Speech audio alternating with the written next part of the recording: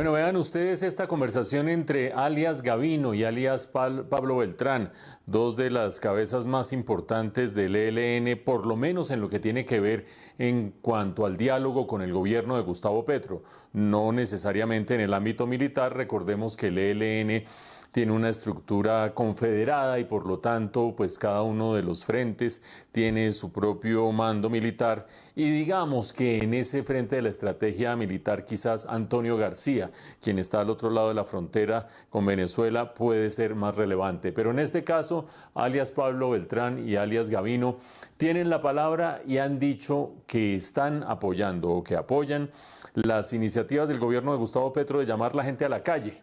Y evidentemente esto se presta para muchas interpretaciones y para muchas críticas, pero creo yo que hay que discernir tres dimensiones distintas a la hora de hacer interpretaciones sobre lo que implican estas declaraciones o esta conversación.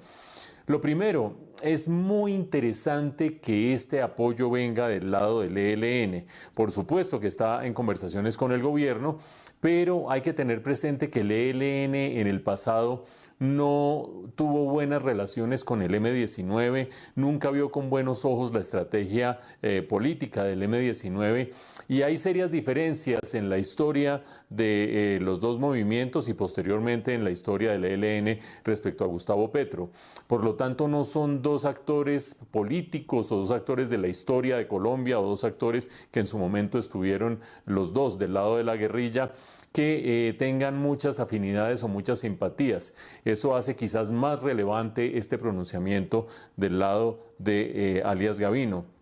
Lo segundo tiene que ver con por qué hay esta convergencia. Esta convergencia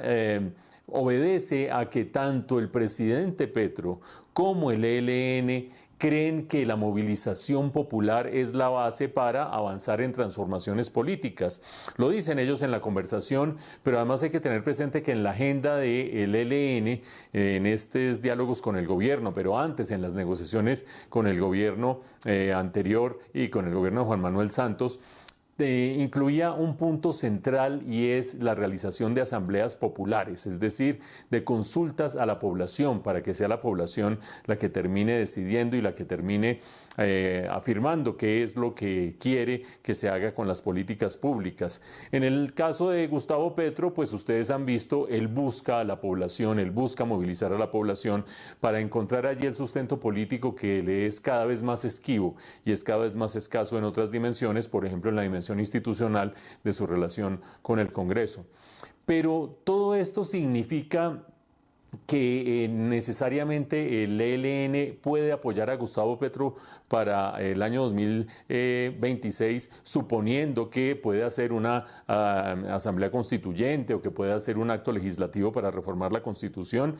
pues no está tan claro porque en últimas al ELN le conviene mantener el statu quo como a las